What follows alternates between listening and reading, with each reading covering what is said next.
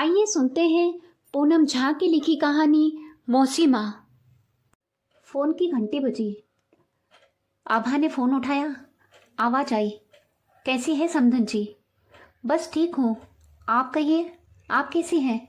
और बाकी सब घर में कैसे हैं? अब क्या बताएं, जीवन है, चलाना तो पड़ता ही है। मैं और राजेश के पापा तो राजेश और मनु को देखकर दुखी ही रहते हैं कि कैसे कटेगी आगे की जिंदगी। छोटा सा मासूम बच्चा माँ के बिना कैसे रह पाएगा, आप समझ सकती हैं। राजेश एकदम गुमसुम रहता है। 6 महीने हो गए रुचि को गए, लेकिन अभी तक खुद को संभाल नहीं पाया। मनु तो दादा दादी से हंस बोल लेता है, मगर राजेश का क्या? हाँ, वो तो है ही, हम लोग भी कहाँ संभाल पाए हैं खुद को। अभी तक रुचि के पापा तो गुमसुम रहते हैं, और सौम्या, वो तो कभी भी रोने लगती है। ठहरी मैं अपना दुख किसे बताऊं? ये बात तो सच है, माँ के दर्द को बयां नहीं कर सकते। मैं सोच रही थी, कहकर चुप हो गई। तो आभा ने कहा, क्या हुआ? आप कहते कहते चुप हो गई। अब क्या बताऊं, मैं सोच रही थी राजेश की दूसरी शादी करवा दूं, बच्चे को माँ मिल जाएगी और राजेश की ज़िंदगी में भी कुछ खुशी आएगी। यदि आप लोगों की सहमति हो तो सौम्या और राजेश का विवाह करवा दें। बच्चे को प्यार करने वाली माँ मिल जाएगी। आखिर मौसी से ज़्यादा माँ जैसा कौन प्यार देगा? अब आपने भी दोनों बच्चियों को माँ से कम प्यार दिया है क्या? आपको देखकर कौन कह सकता है कि आप जन्म देने वाली माँ नहीं मौसी हैं? आभा को अचानक लगा जैसे किसी ने 20-22 साल पीछे धक्का दे दिया हो। इतने वर्षों में तो वह भूल ही गई थी कि वो दोनों बच्चों की माँ नहीं मौसी है। ओह, एक लंबी सांस ली आभा ने। पूरा शरीर जैसे शिथिल हो गया हो। समधन ने कहा, ठीक है, आप आराम से विचार करके बताइएगा। उसी शिथिलता से वही सोफे पर बैठ गई।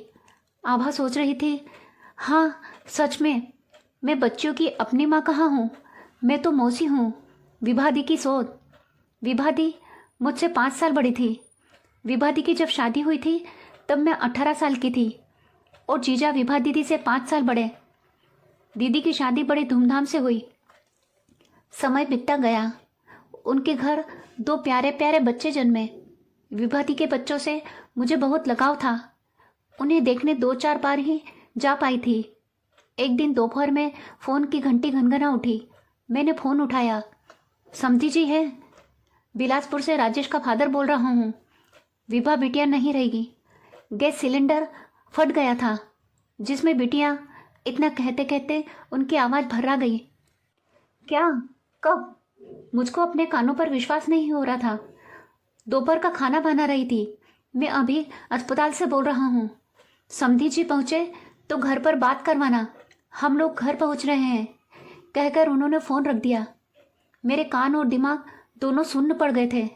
ना तो कहते कुछ बनता था और ना ही सुनते। कुछ देर यूं ही फ़ोन लेकर खड़ी रही, जैसे रखना भूल गई हूँ।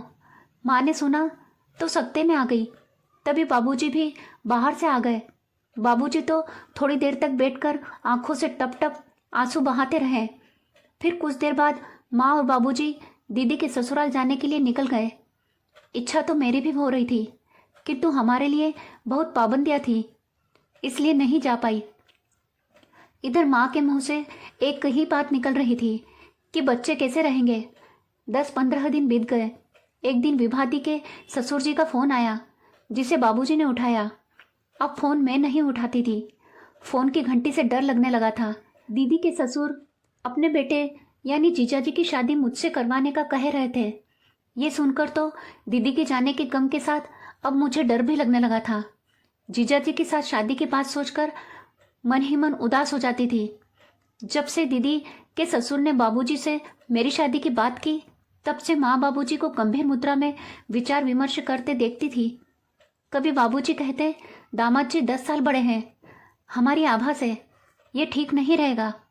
तो माँ कहती, आप तो मुझसे 12 साल बड़े हैं। वो जमाना कुछ और था, अब कुछ और है। बाबूजी बीच में बात काट कर कहते थे। पर माँ को तो दीदी की दोनों बेटियों के प्रति ममता सताती और कहती, अजय दामाद जी की शादी तो कहीं ना कहीं होनी ही है। उन फूल सी बच्चियों को तो सौतेली माँ मिलेगी। दोनों ने सोच विचार कर फैसला किया कि मेरी शादी जीजाजी से करवा दी जाए। वैसे भी उस समय पूछा कहाँ जाता था, बस फैसला सुनाया जाता था। उसी तरह माँ ने भी मुझसे कहा, तेरी शादी तेरे जीजाजी से कर रही हूँ। उम्र में तुझसे 10 साल बड़े हैं, पर कोई बात नहीं, तेरे बाबूजी मुझसे 12 साल बड़े थे। मर्दों का कामकाज, धन संपत्ति देखी जाती है, उम्र इतना महत्व नहीं रखती। सबसे बड़ी बात उन बच्चियों को देख, क्या करेगी बच्चों के साथ यदि कोई सौतेली माँ आ गई। मैं तो सोचकर ही डरती हूँ। इतना ही नहीं, दामाद जी स्वभाव से भी तो बहुत अच्छे हैं। तेरी दीदी को हथेली पर रखते थे। मैं सोच रही थी, वही तो बात है, दीदी की तरह मुझसे प्यार कर पाएंगे या मैं उन्हें जीजा छोड़ पति की तरह कभी समझ पाऊंगी। मना करने की हिम्मत नहीं थी और ना ही स्वीकार कर पा रही थी। बस अकेले में रोती थी। शादी को नियति मानकर स्वीकार कर लिया। जीजा से शादी हो गई और ससुराल भी आ गई। अब दीदी की ससुराल मेरी ससुराल हो गई थी। जीजा मेरे पति यंत्रवत फर्ज निभाती रही। दीदी की दोनों बेटियों से तो पहले भी प्यार था और अब भी, बल्कि पहले मौसी थी, अब माँ हो गई। दोनों बच्चियाँ खुश रहने लगी। फिर घर में नन्हा मेहमान आ गया। दोनों बच्चियों को भाई मिल गया।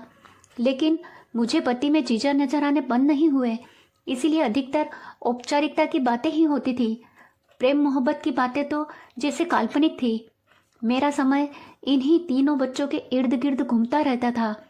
धीरे धीरे वह भूल गई थी कि दोनों बच्चों की वह मौसी है, माँ नहीं। बड़ी बेटी रुचि की पढ़ाई खत्म होते ही शादी कर दी। जल्दी ही एक प्यारे से नाती की नानी भी बन गई।